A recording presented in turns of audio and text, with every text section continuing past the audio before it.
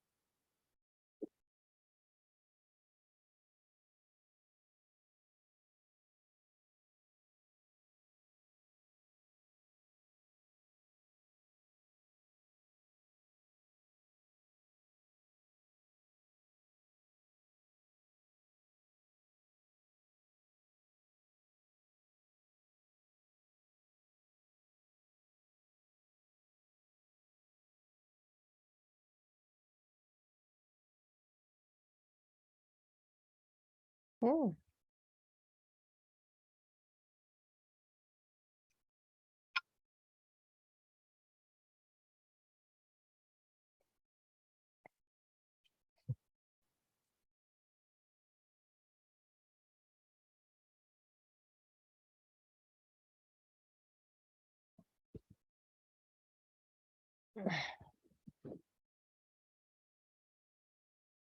Penelope?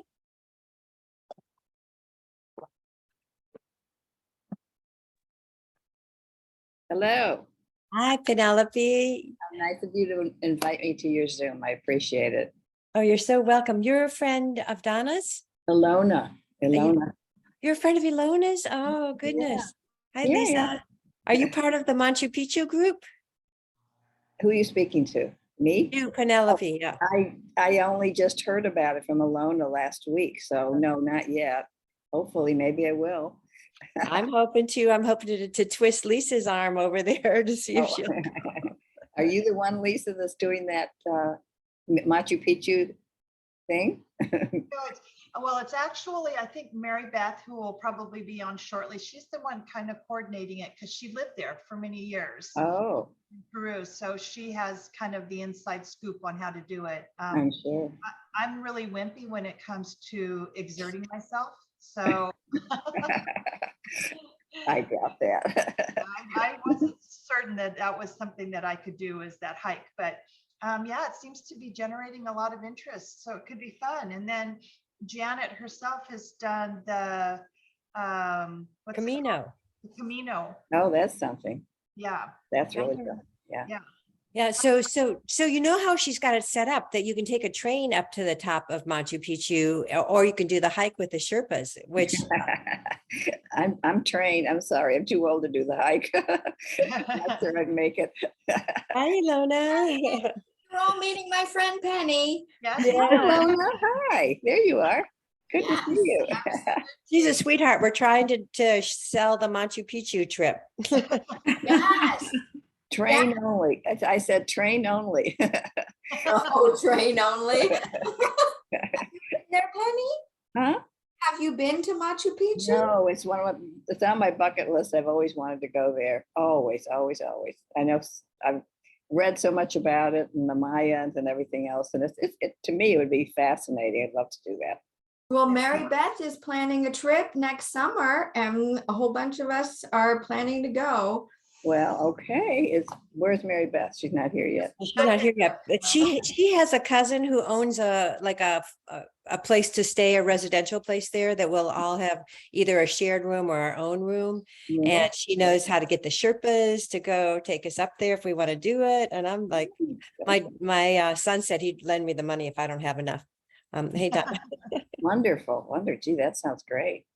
I just went to get my teeth cleaned this morning and my dentist went to Machu Picchu. Oh, And so I just asked her how it was and she says, well, make sure you get the altitude sickness meds from the doctor. oh, yeah, that's true too. Yeah. But it didn't look that bad, Ilona. I don't know if I just have these rose-colored glasses, but it was 11,000 where you land, and then climbing to Machu Picchu, it's only like 8 or 9,000. It's up and down, but Yeah, but you land in Lima at sea level and then you fly to Cusco. I know, but you know, so Ilona, it's so funny because I was talking to my son-in-law. I drove him to the airport this morning. He's a pilot. He said, "Do you know that the inside the cabins it's like 8,000 elevation just as you're flying?" So Oh. we're used to this. We can do this, guys. I'm like, I'll be your cheerleader. Okay. You hold me up. And putting a mask on and doing oxygen deprivation training, so I'll handle it better. I mean, I'm reading books. I'm all over this. Wow, oxygen deprivation. Wow, that's something. If that's what we're dealing with, isn't So it? I have a cousin who's a nurse, and I was talking about this, and he said, there's Mary Beth, that you actually do oxygen deprivation training with masks on before you go, and then you handle it better. Okay, makes sense. Yeah. Mary Beth, you're gonna have to chime in, but I've been doing the Iceman breathing, where you breathe hard for 40 breaths and then you hold your breath. And you either pass out or stay, you know, and so I think oxygen deprivation Make a training. plan. We're talking about Machu Picchu, Mary Beth, and my friend Penny has joined us, and she said she's always wanted to go, and I said, well, we're going next summer with Mary Beth. Very exciting. Yeah. Hi, Mary Beth. Nice to meet Hi. you. Hi, nice to meet So you. I'm I'm focused without my glasses. I have some friends who, are cyclists and then they do some, high altitude racing and they train in Big Bear. Oh, Oh, yeah. So they go up to Big Bear and train up there and acclimate and get used to the idea. But I went to Colorado once and second day I was there, I was playing tennis. The ball didn't bounce. So that was weird to me. I was, yeah, you have to buy special bouncy balls for high altitude. Oh, And really? And boy, it knocked the breath out of me. I couldn't do anything for 2 days. I mean, I could hardly drink. I mean, that's how bad it affects you so much more. You're Totally. supposed to wait at least 24 hours before you drink or do any exercise. Yeah, now I know that. Thanks, Mary. No, okay. I mean, really? Very helpful now, Mary Beth. Lisa, I was gonna say you lose weight when you're in that high of altitude, because I did that in Copper Mountain, because you're huffing and puffing initially. Yeah. I lost like 5 pounds that week on vacation because it does something to your body that it helps it release. You work harder. But do you gain it all back when you get down to sea level? Well, depends on what you decide to consume once you get down. Everything. So, Mary Beth, Lynn said yes, she's for sure. Wow, okay. And Rosemary and I have been trying to connect about it. So I think we're a go. Let's just make it happen. Okay, let's make it happen. Yeah, and I've got Angie, I've got Leslie, I've got a couple of other people who are potential, so yeah. And possibly Penny. And possibly Penny. Possibly Lisa. Mhm. Yeah. Are I you would be serious? willing, depending on when exactly it is. Solstice next year. So solstice, I think, is toward the end of June next year. So we're trying to do it around the solstice. Okay. I'm so glad. When you said last week, you're like, I don't know, Mary Beth, I'm so glad you're saying yes, because Well, I can't do it with fewer than 10 people. I mean, really, it has to be, yes, yeah, I have to be able to pay for things. So yeah, yes, Yeah. absolutely. yeah. So let's give everybody a couple more minutes to log in. I'm Marie gonna has get a tissue. today at 11. And so we just want to make sure that we have enough time to cover our topic today. And let me just see something. I'm gonna do the meditation. Okay. Thank Okay. you. Ilona. You wanna- And I know Lynn can't make it. She's picking up somebody from the airport, and Jan has a surgery thing. So those two people let me know that they can't make it. And Marilyn and Idell will not be here, and neither will Colleen today. So do you want me to do the meditation after Marie leaves? Because Marie, you have to leave at 11, or do you want me to do something before? Oh, you could do the meditation. Yeah. Plus, I'm pretty sure you probably read the material, so I know you can add in your own spin. Well, I don't think it's an accident that we're covering grief and anguish and all of that the day that I just finished watching the Queen's funeral. Me Wow. too, me too. It was very touching. Big stuff, yeah. Very, very touching. So then do you want me to just go into it, Lisa? Yeah, let me go ahead and do our protection prayer, and then we'll be ready to go. I'm so excited, Ilona. You're going to do meditation with us. Okay, ladies, here we go. And Penny, just so you know, Marilyn is typically here, and she leads a prayer of protection for all of us so that we can safely open ourselves up to exploring. And Ilona's going to lead our meditation today. So here we go. I clothe myself in a robe of light composed of the love, strength, and wisdom of God. I wear it for my own protection and for the protection of those who see it or come into contact with it, so they will be drawn to God and healed and go on to their highest good. So if you have any crystals around you, go ahead and bring them, pull them to you, whatever draws your attention, go ahead and do that. And you can hold some in your hands, or you can place them by your feet, but definitely add that to the mix. And whatever's drawn to you. And as everybody's amassing their stones, just breathe deeply into your body, all the way down through the soles of your feet.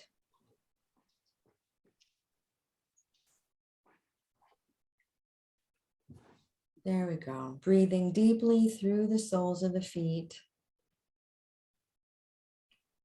And connect to a beautiful bright white ball of light beneath your feet. That's your soul star. And as your feet melt into that ball of light, imagine the ball of light expanding, blowing up until you are in the center of this beautiful ball of white, brilliant light.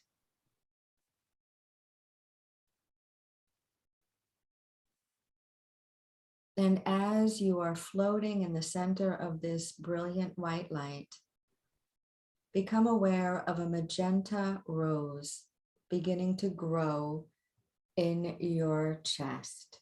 It can start as a rosebud. It could start as a completely closed bud. It can start from the bush itself.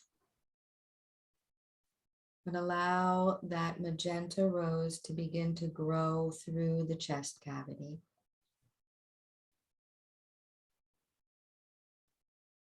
Visualize it so clearly that you can see the edges of the petals and you can smell the beautiful aroma.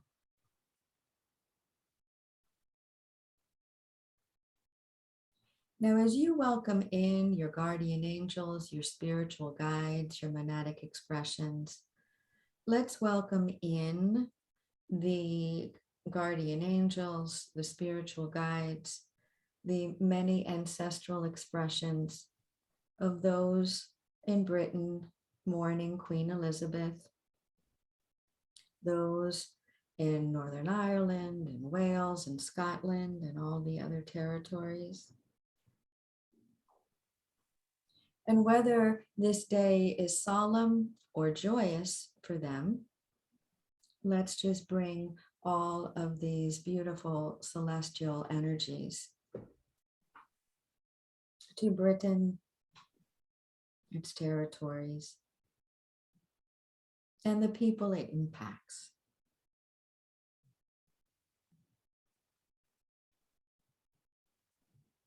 Visualize a beautiful pink mist descending like rain over London, over all of Britain, Wales, Scotland, Northern Ireland, all of the other territories, Canada.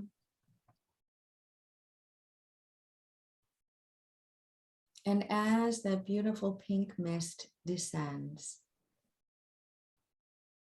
feel it bringing comfort, tenderness, solace, and support.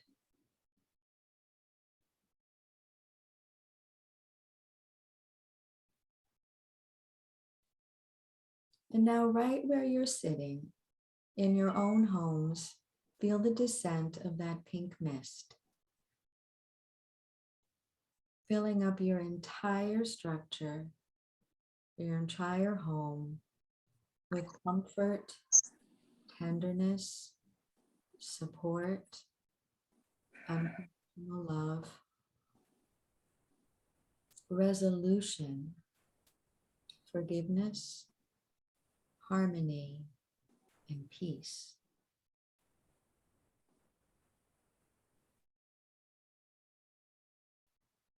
Bring your shoulders down. Feel the roses growing in the chest. And imagine that beautiful aroma of unconditional love from inside you moving into your entire home, so that you literally smell love, feel love. Allow your spirit to be touched by love. Melting any sadness, any hurt, any loss, melting it with comfort, with awareness, with love. And as this process unfolds, we're going to use some frequency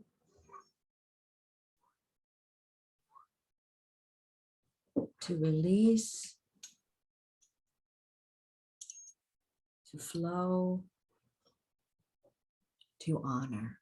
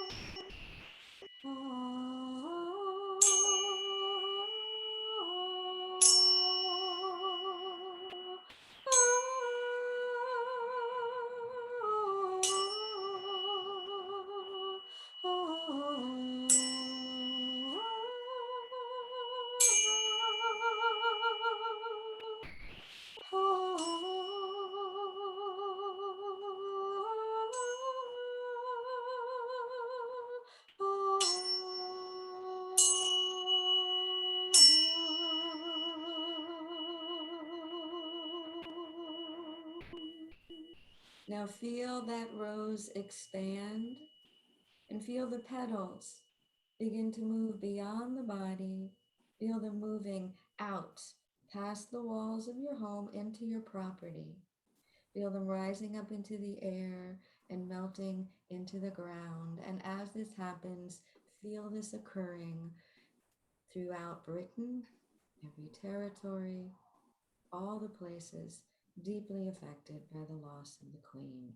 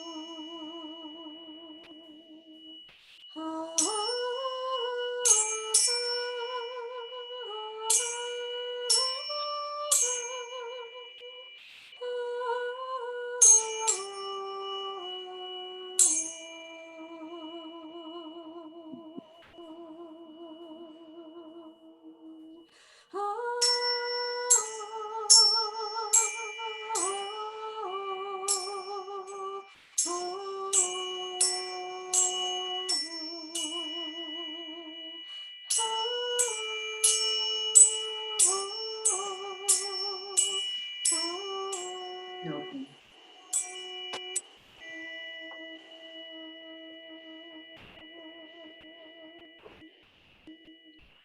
And as you see all the hurt, all the loss, and all the pain, as you see and feel it rising, lifting up, being taken out to the edge of the atmosphere, see it emerge from the planet as sparkles of light traveling through our solar system, free, clear, pure, open.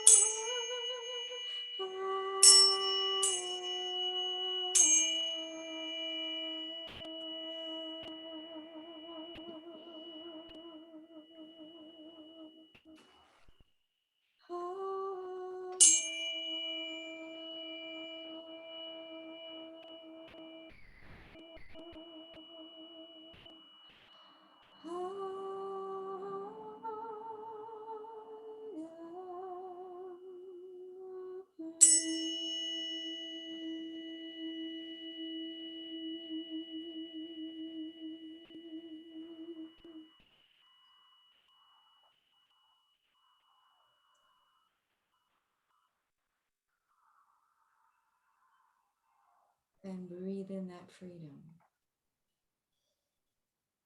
continuing to let the love flow. And so it is.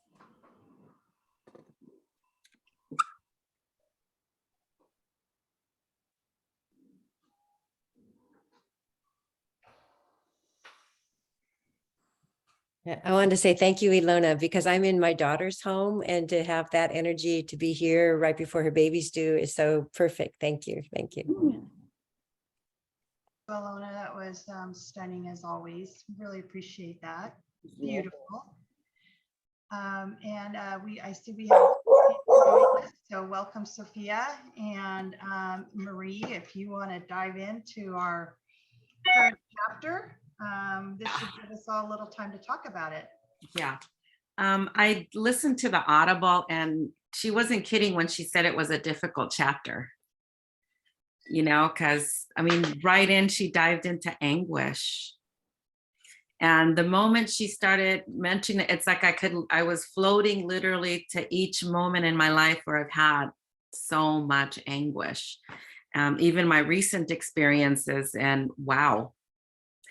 And it does feel like that's something you can never get over. And I'm so glad I've had experiences where I've had that anguish and I've been able to get to the other side and see that, yes, you can get through it. But in the moment, it does feel unsurmountable.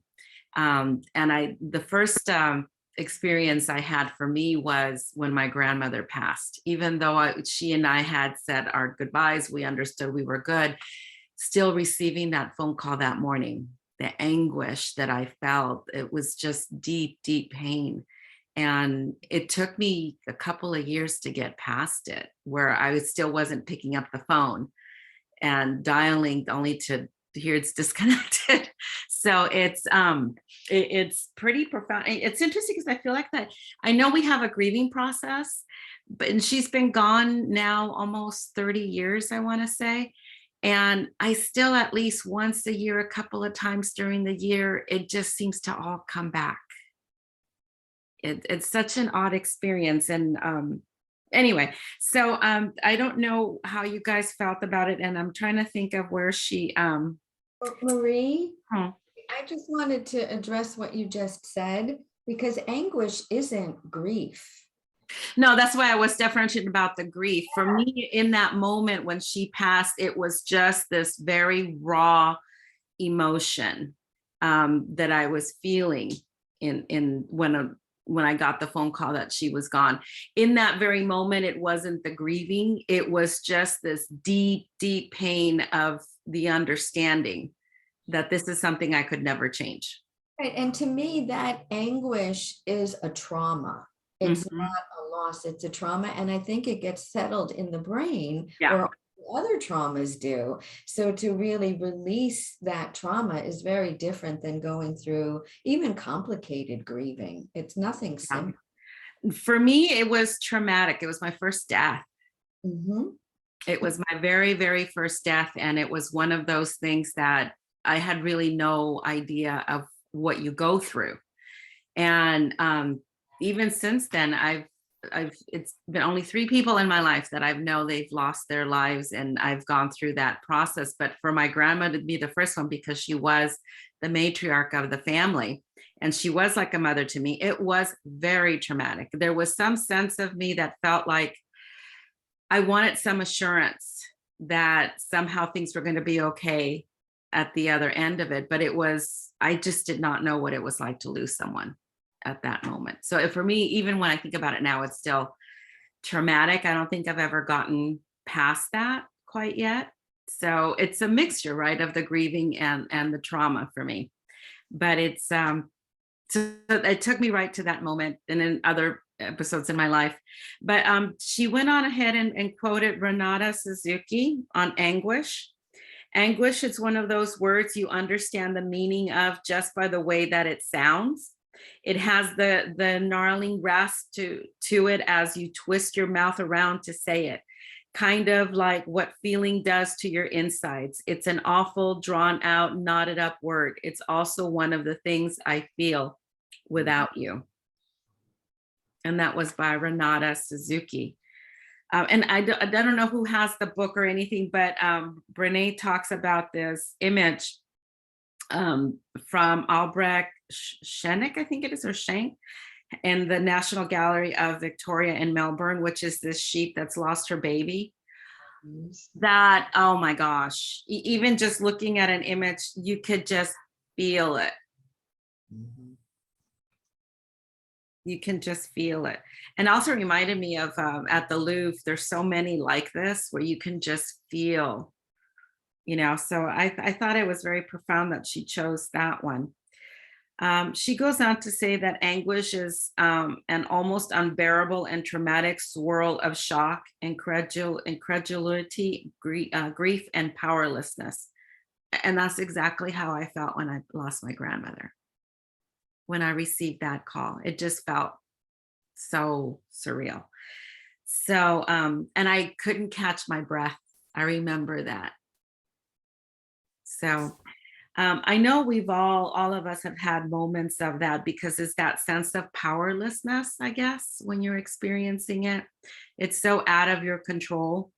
And I don't know if you're noticing, but even as I'm talking about this, I'm feeling what that is like. And you could really feel that energy. It's so different. Anyway, what are your thoughts? Because this is the first section, the first part to this chapter. She drops right into the anguish, right? This chapter is about anguish, hopelessness, despair, sadness, and grief.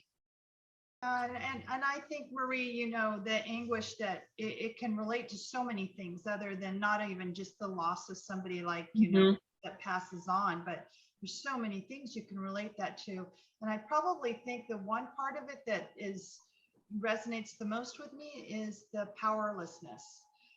You know, as a control freak myself, you know, and I want everything in its place, and to have something presented to you that is completely out of my control. That's tactile to me. That is probably more than all of the rest of the description of that is the powerlessness, the inability to do anything about it. So that's my hardest thing I deal with when you're dealing with anguish. And I do like the way she described the word, because if you were talking about it or reading that sentence, were you not saying the word over and over again in your mouth, going anguish, anguish? Oh, I can feel it. It's all not Right. Yeah. I thought that was very. And she does mention it in the book that sense of powerlessness is what's traumatic when you're experiencing anguish. You know, that is that piece that makes it so traumatic. And the picture of dark elegy, that really profound. And the thing about anguish that really, I don't know if Lisa's got it on her iPad, but yeah, it's pretty profound. Because anguish brings you to your knees. It just brings you to your knees. It does. It truly, truly does. And in this particular, the story behind that one is, wow. And it's actually, this is created by somebody that went through that pain of losing her son, you know, and then you see all the other people that also experience. I mean, I can't even imagine something like this. And just to see it in 3D, just sitting there, it's pretty. I've never been to it. I don't know if anybody visited this particular monument. No. Yeah, it's pretty profound. Any comments? Because I gave you my example of anguish. Oh, Janet, you're muted. I was going to say, it's so anguishing to think about. I have quite a few. And so I'm like going, okay, where's the sun? Where's the moon? Where are the animals I can look at? I want to get away from it. Yeah. From the topic. From the word. I mean, I don't want to, to relive it is so hard, you know? And yeah. And you know what? I think there can be anguish in something that in the future, right? I mean, you know, we have a group of friends that call it being pre-sad about something, you know, but if I think about something or someone in my life that, you know, was healthy, happy, and I think about that causes me, that's a real deep feeling of concern and anguish, I guess is a good way to put it. Yeah. I mean, if you notice how the energy shifted from that beautiful meditation, and then you could feel that energy shift with the word anguish. What I found really interesting is the research, how she said that the research tries to get around and circling and not dealing with the anguish piece. They just kind of dance around it, which reminds me so many times of our conferences, you know, in our field, where there's certain things that would be so nice, they would just direct and say, this is what it is, but they just circle around and they come up with these beautiful terms. And you're sitting there going, is this what I think he's saying? Is that what it is? But it's not said. They just dance around it and come up with different terms. And then you're left to kind of figure it that, yeah, that's what they're talking about. That's how I felt with this word anguish, that research really does circle around it and doesn't just go direct to the point. I think the fact that all of us are empaths, I think this is a difficult topic for us. You know, I mean, the first thing that's going through my mind is I don't want anybody to ever have that feeling from me, right? You know, people that have, for example, my past relationship, you know, that was deep trauma related to the ending of that relationship. I don't want anyone to feel that way. going through this chapter right now, that I feel like we're all feeling that way, right? It's stirring up all these emotions and things. And I really would prefer to talk about lollipops and, happy. And so I think there's a struggle for Yeah. us to converse about this. I think it's Right. Because it's so palpable. And we're just merely just kind of touching the surface. And it's interesting to me how science also struggles with it, because they want to quantify. And this is the one area they're not really quantifying. They just kind of let's not really dive into it.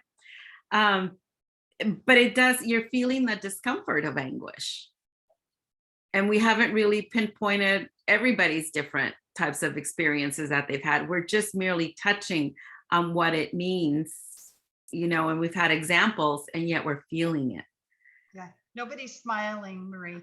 I know. Everybody's very serious. Everybody's very stoic right now.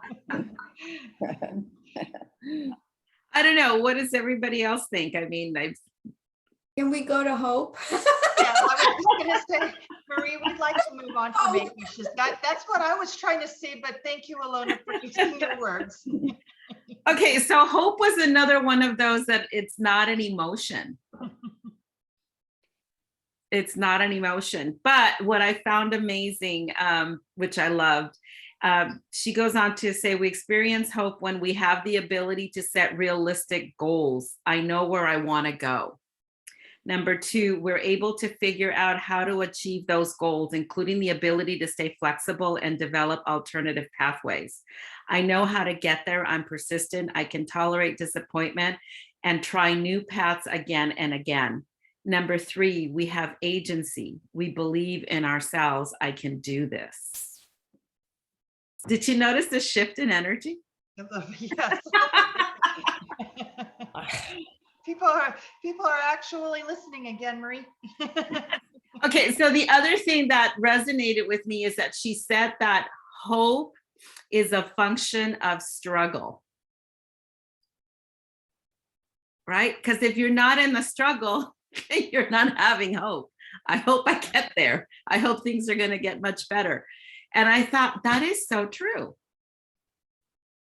There's to pick up on that, Marie, here's an interesting thing I find as, because a lot of us are therapists here. One of the interesting things I find myself saying to the heavens with certain people going through life, I look at the heavens and I go, look, guys, you have a window of opportunity to turn this person around.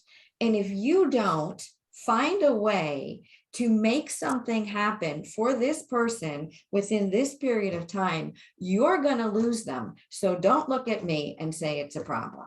It's your problem because, they don't get human timing.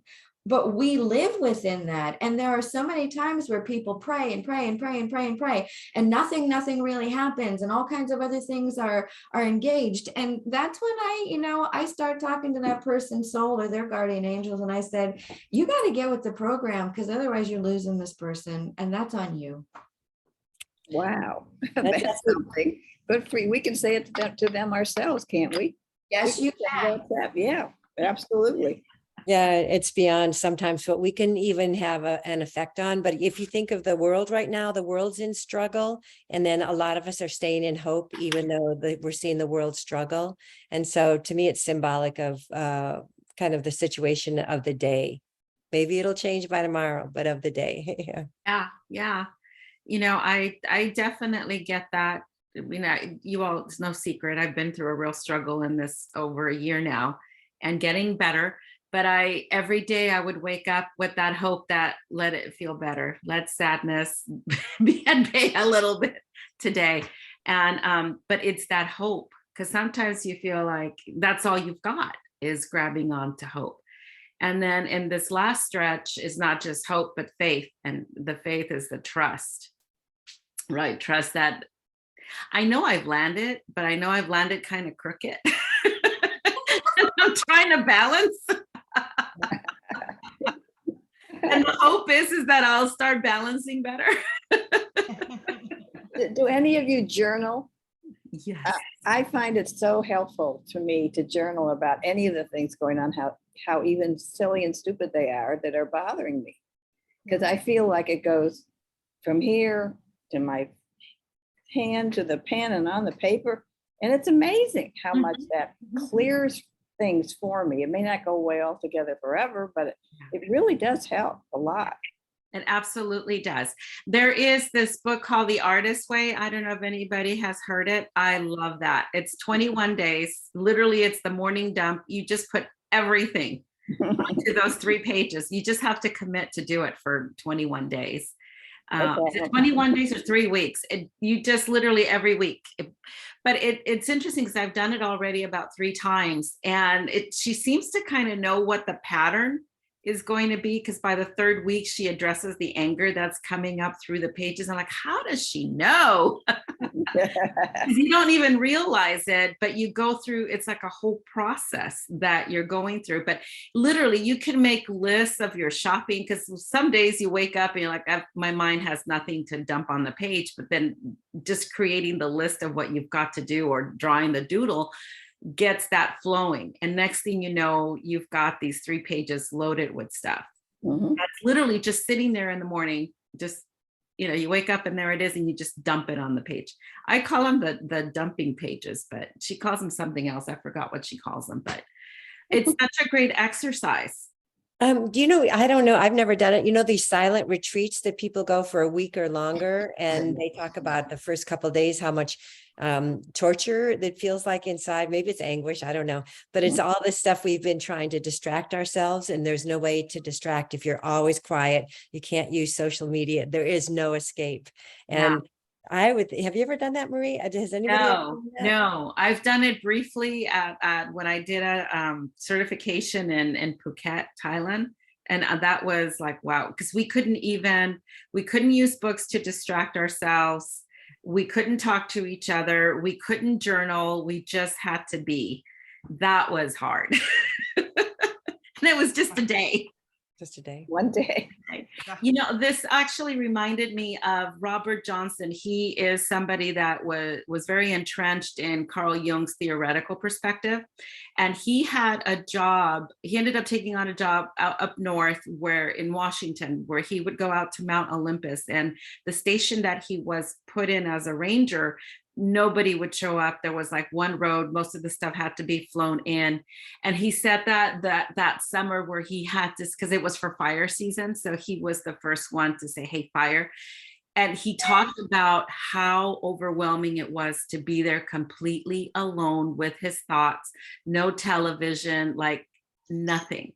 And he felt it was so maddening during that, until he finally got to the other side of, and what he learned and the places that he tapped into as a result of that was amazing. I mean, the stuff that he ended up writing about was, I can't even imagine spending a whole summer in complete silence, nobody else to dialogue with, no telephone, no television, you just out in nature. Very healthy. And healthy.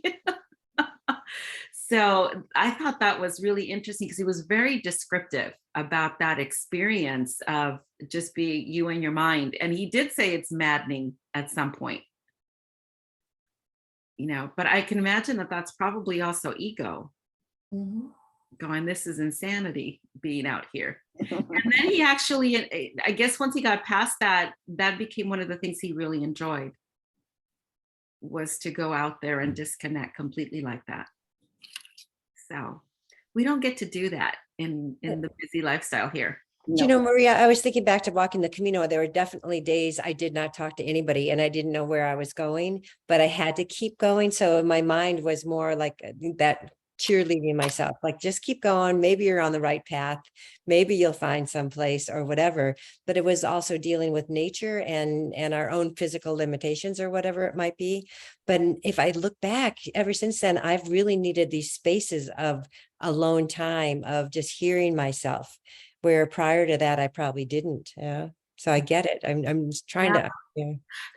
I was wondering, Janet, because what Michael Singer talks about that the dialogue, eventually you don't have like the dialogue. It's just this kind of knowing It's like you're not like the higher self just kind of becomes a part of you. And it's just that knowing where there isn't this dialogue in the mind anymore. Yeah. Does that resonate? It totally does, because then I would think of, like, go through phases of singing, crying, fear, and then it was just like, we're just here. Let's find out what happens. Yeah, because I didn't have a phone or anything. Yeah, so yeah, Wow. And you did that by yourself? yeah. Gosh, what amazing journey. You know, what an amazing journey. Yeah, I think that it helps anybody. I would highly recommend it, as long, yeah, also with Machu Picchu, but something where you just have this chance to experience yourself. And yeah, You would not be allowed to go by yourself on the Camino del Inca. You can't do that. It's too dangerous. It's not as developed as the Camino de Santiago, right? So you're in the middle of the Andes, so you have to have a guide.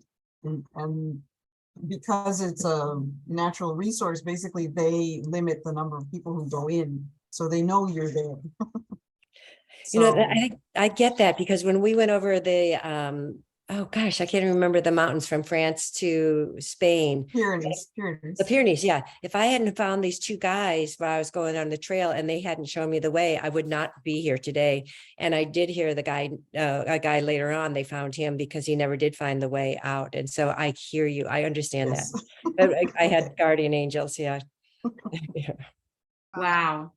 Janet, before we end today too, do you have a few minutes to talk about your new book? Did you write a new book, Janet? Oh, no, you know what? I got asked by this place to start doing articles, and that's why it came out on here on I sent it on Facebook because they want you to promote it. It's called Your Tango. Maybe Marie knows about it, but it's all these psychological articles that people can go to and then find experts in the field. And but I have a new book. It's getting me to start thinking about that new book. But thank you, Lisa. Yeah. Good. Janet, your piece that you just shared goes directly into hopelessness and despair. Uh-oh. Where's that? Where did I leave that?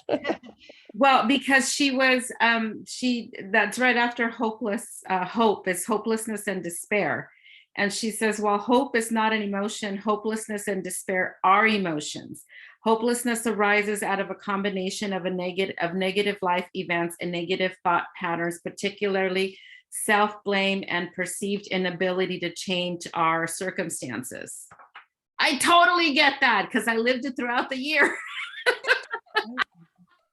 And then I had to find hope all over again.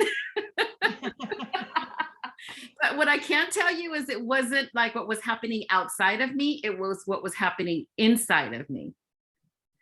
And so that's called self-torture.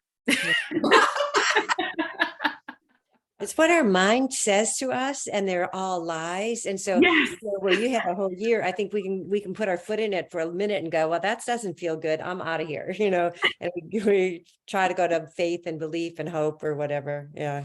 Yeah. I think that's interesting, Janet, that you said that, because when I'm looking at what the description of despair was, and that's it. You, in all aspects of your life, you've given up.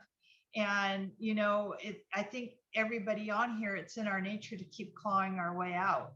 And so despair is a really hard word for me to grasp, because I can't imagine getting to that point that I wouldn't try my hardest to find hope or to, rise above. But I know people go through that. I know I've seen people that, it doesn't matter what's going on in their life. They pile it on, all this sadness has happened, and then they grab other sadness and bring it in with them. And, before you know it, they've amassed this mountain of despair. Wasn't that the name of something in The Princess Bride? Wasn't that the jungle, the house, the castle of despair, or the forest of despair, or something like that? I don't know. I'll come back to you guys with that. But That's one of my okay. favorite movies. She states in the book, says despair is a sense of hopelessness about a person's entire life and future. When extreme hopelessness seeps into all the corners of our lives and combines with extreme sadness, we feel despair. The cool thing is she actually quoted Rob Bell, And he goes on to say, the belief that tomorrow will be just like today. That's despair. And I'm thinking, oh, I could totally relate to that. But going back a little bit to hopelessness, you know how she gave us those 3 steps, you know, to have hope and things like that. Hopelessness is when you don't have a realistic goal. It's like when the illusion, the dream that we create isn't matching with that reality. And again, we all create that in our own minds. It's these attachments that we form. And but hopelessness is a big deal because going through grad school, we learned a lot about Aaron Beck's work, because a lot of us use cognitive behavioral therapy in combination with other forms of treatment.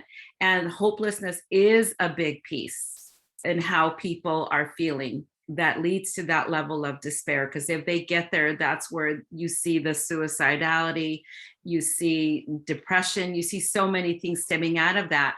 In fact, this morning I was talking to one of my clients, and she went to nursing school, and she went through a program that I thought it was hell, and she survived it. She finally survived it. But how grueling and over the top this program is I just can't even imagine. But she mentioned that one of her classmates committed suicide because her level of hopelessness, that she couldn't overcome it, like she brought it all down. That despair was so great that she just ended it. And it was just, and I thought, and we talked about it because we talked about how seamless ego can be at times when you are in that space of hopelessness and despair, that it just feels like it's not going to change. Like Rob Bell, that's why I mentioned it, the belief that tomorrow will be just like today. Imagine when somebody is in that state of mind, feeling it's just going to be like this every day.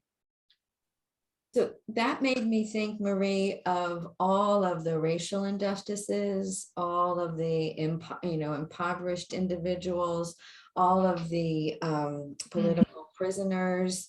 I mean, all over the world. I mean, for them, it's a constant, and they get up the fight within themselves, those who can get the fight up within themselves. But there are points at which people are just beaten down beyond repair.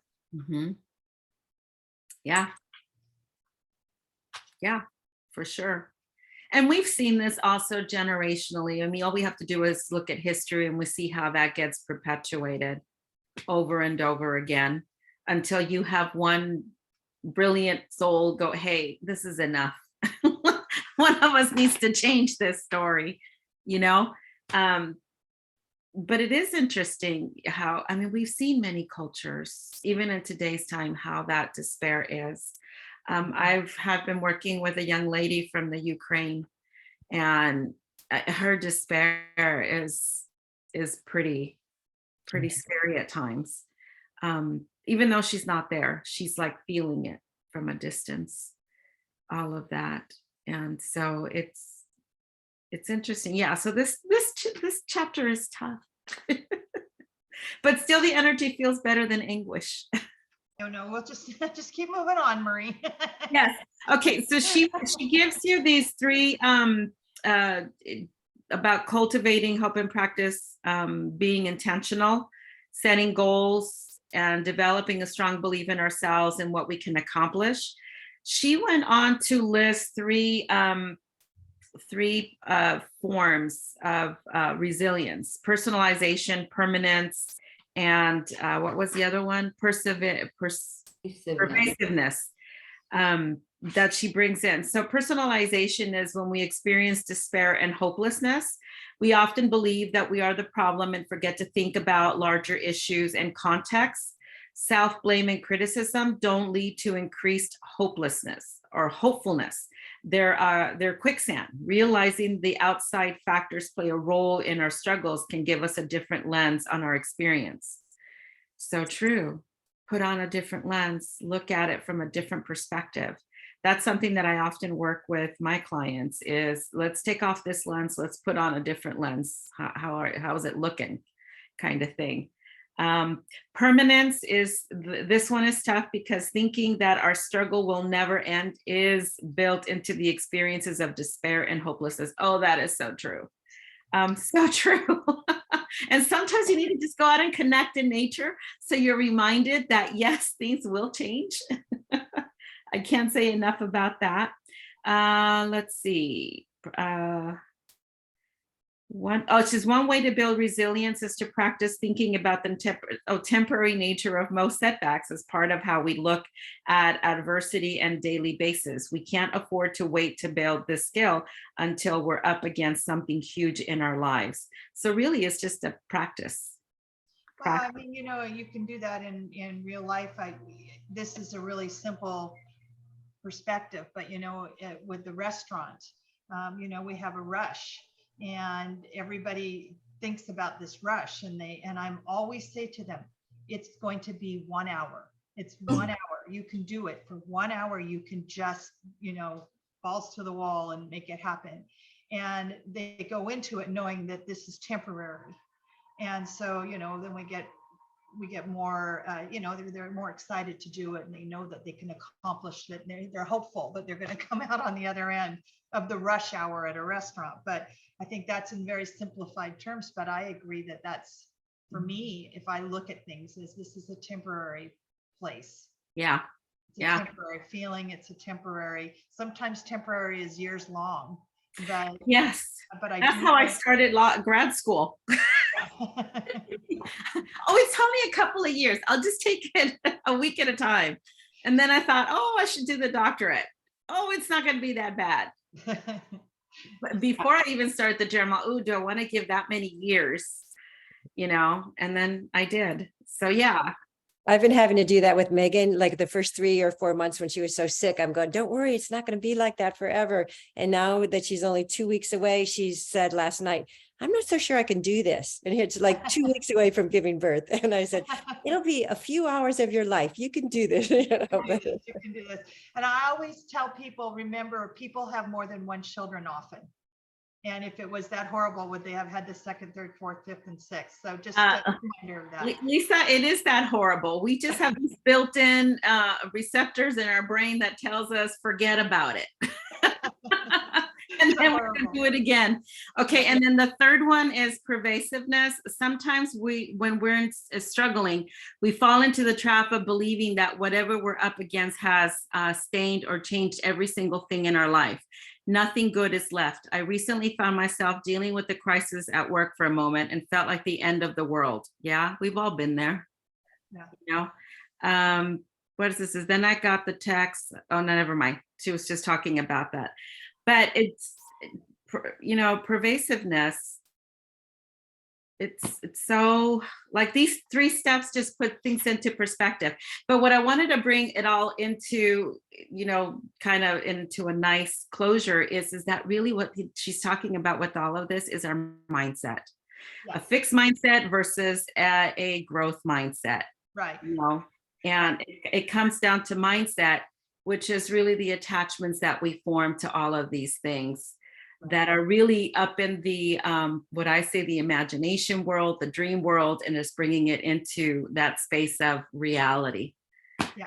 So. Yeah, I think that's my position too, after reading this chapter, was that it's definitely what, people's mindset is. That's the only way to say it.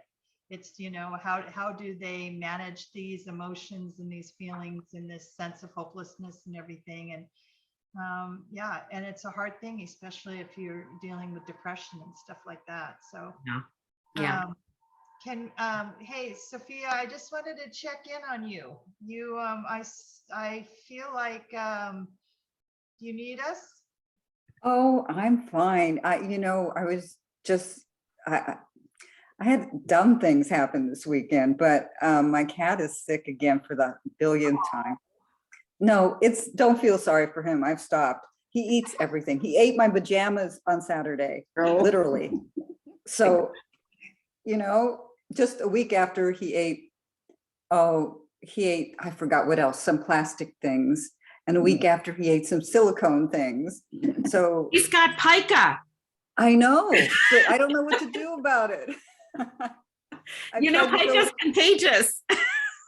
Is that what it is? I haven't felt the need to chew on plastic, but that could be next. Anyway, it's been totally distracting. On one hand, I'm mad at him. On the other hand, so I'm sort of on to forgive me, on poo watch. So like, I'm actually literally putting gloves on and kind of investigating if he's passing. Stupidest thing ever. It'll be not unlike what will happen with the baby, and then, all that, the little minutia and everything so new, especially with the baby coming. So I'm excited about the baby. That's the good part, but everything's fine with me. I can relate to the first part of the part everybody wants to gloss over. Yeah, I mean, but we'd have to do like a whole week of just me. Probably And- all of us, and we're trying to avoid it. Yeah. Yeah, right. The other thing about the hope thing, it really is, I told my child this week, and this is what I try to remember, nothing stays the same. That is the essence, right? I mean, that's what gives us hope. Nothing stays the same, whether it's good or bad. So you appreciate what you have in the moment, recognize it's not going to stay the same, whether it's a good thing or a bad thing. So you're going to just move forward out of this if it's a bad thing. So For sure. that's nice. That is nice. Hey, I want to tell you that who is it? Gwen's mother, Liz, she has a thing, and she wanted to send everybody an invitation to her baby's 1-year birthday, which is amazing because we watched this process of her being pregnant and having the baby, and she'd love if anybody could come to the party. And I think it's the end of October, but I told her she's going to send it out to everybody. But I want to kind of do heads up, especially Orange County people, not New Jersey. They can't, unless Ilona, you're welcome to come stay here. That was nice. Yeah. Marie, I know you only have a few minutes left. Do you want to put a bow on this? Well, just Marie, love, can we end on sad being a good thing? Because yeah, I was actually looking at that and I thought, I don't know if we're gonna get through it. Because she actually gives you a list of the 3 things that, just to leave with a little more. yeah. So she does say that sadness is important. And by the way, sadness is to be clinically depressed. You don't always have to have the sad piece, by the way. Just I'm throwing it out there because sometimes people think you have to be sad to be diagnosed. Okay, so there are 4 things to think about that is important about sadness. 1, sadness and depression are not the same thing. Sadness is sometimes referred to as depressed mood. However, sadness is common, but not an essential feature of clinical depression. There it goes. Technically, depression is a cluster of symptoms that persist over a period of time. And these symptoms can include lack of interest in pleasant activities, loss of appetite, excess fatigue and/or insomnia, and difficulty concentrating. Number 2, sadness and grief are not the same thing. Although sadness is one part of grief, grief involves a whole group of emotions and experiences. As my example earlier, you saw that I had grief, and then I had the anguish from the trauma of that. Number 3, there are positive aspects to sadness. Joseph Forgas, a professor of psychology at the University of New South Wales, blah, blah, blah, says, though much has been made of the many benefits of happiness, it's important to consider that sadness can be beneficial too. Sad people are less prone to judgmental errors, are more resistant to eyewitness distortions, are sometimes more motivated and more sensitive to social norms. They can act with more generosity too. How about that? Cool. How about that? Wow. Well, that was helpful. Thank you. Yes. What's the next chapter before you go? What The is- next chapter is, yeah, sad, sad, sad. No, the next Places we chapter go is with others. sympathy and Compassion. empathy. Yeah, compassion, pity, empathy, sympathy, boundaries, comparative suffering. Oh, the comparative suffering. Oh. We empaths know about that. Is that putting on the pregnancy pounds when your friends are pregnant? Yeah. Okay, yeah. I've been there. I have a lot of empathy these days. Anyway, this chapter was pretty intense, I thought. Yeah. And because I listened to the Audible too, but then when I looked at the images, I was like, ugh, like you Yeah, can no, feel that it. it was definitely a downer. So thank you, Ilona, for starting us on an up place. in a place of love. And thanks, Marie, for helping us get through this chapter together. Yes, And yes. I it really was a don't hard think we one. need to come back and look at it again next week. I think we can just move on. Yes, yes, Thanks, yes. Marie. I know you've got to go. Yeah, Take thank care. you. Bye-bye. And Bye-bye. thanks, Ilona, again today for leading us. Really appreciate it more than you know. Yes. You want us to start a GoFundMe page, Sophia, for some new pajamas? Those were my favorite pajamas. That morning I was just saying, I love these pajamas. They're so comfy. I was extolling all their virtues. I'm sitting on the bed reading and I hear, and I look down and he's made a hole the size of a dollar bill. He pulled the pajamas out from under the pillow and he was on the floor eating them. Oh my God. That's how much he loves you. Yeah, I guess. Thank you. Yeah, that's what I was thinking too. Well, I'm sorry about that. I mean, it definitely sounds like you've got some cat challenges going on. So we're sending good energy that way. Did you Thank get a you. roommate, Sophia? I do. She's here. Oh, okay. And it's all good? Yeah. Wonderful. Yeah, no, it's always good to make changes and see how that unfolds, right? Yeah. Hope is all about, tomorrow's gonna be different than today. Yes. That's so true. That's so true. Yeah. I want to tell you a funny animal story. I'm here taking care of Megan's dog and she does not want my dogs here. So the first time ever, Hannah's got both of my dogs and she had to walk them last night. She sends me a text. We need to get rid of Millie. I cannot handle this one more time. And this is how I have to take care of her every morning and night walking. She goes after every dog she sees, but nobody understands because she looks so cute and sweet. And then you get her out and she's a holy terror. And I'm laughing so hard, but she can't stand it for one walk. And it's like, oh my God, we're not going to get The rid of her. dog whisperer, Janet. Yeah, you need that. Yeah. Oh, I do. I need to go pay somebody to shape her up. You do. So you don't have to get rid of her. I don't know. Maybe Sophia's cat can help. Yeah. I don't You can find know. him on YouTube, the dog whisperer. Oh, there Yeah? you go. Just FYI, yeah. You can Okay. just type in dog whisperer and then look at the problems that he addresses in the various videos. And that's Right. called dog aggression, right? I Dog remember aggression? dog Yeah. aggression. I would think, yeah. From Yeah. his TV series. I don't even have a dog, but I watched that show faithfully. So are you talking about Caesar Milan? You talking? Yes, Cesar Yeah, Millan. Yeah. Yeah. yeah. You got to watch that because he does it, and he's in California someplace. Yeah, he is. Yeah. If I had money, I'd hire him. Yeah. Well. Oh, Your dog Millie is so sweet. It's hard to believe she's a killer. I know. She sleeps right next to me. She's a love. And then she might be a little bit like me, I was gonna say the nut doesn't fall too. No, that's not. Yeah, right. That was right. Acorn doesn't fall far from the tree. Caesar would say that Millie feels your energy through the leash and Yes, she's trying to protect you. yeah. Exactly what that's Caesar would exactly say. right. Yeah, That's right. it's always the human, it's never the dog. Mhm. It's just- but then what do I do? You have to Gotta relax. get it trained. Relax. Get it trained. Right, yeah, don't put that energy You out. probably, You're tense- going out expecting her to do that. yeah, the minute you see a dog coming near, you tense up right away. I do. Yes, and so Millie does. And so she's like, okay, I'll get it. Yeah, exactly what it So is. what do I do? Do I go, Millie, let's go for it? No, I no. would turn around, calmly turn around and do something else. So distraction always works. Distraction. She's trying to protect you- you. Yeah, but you need to be calm. You need to not be like, because she feels that.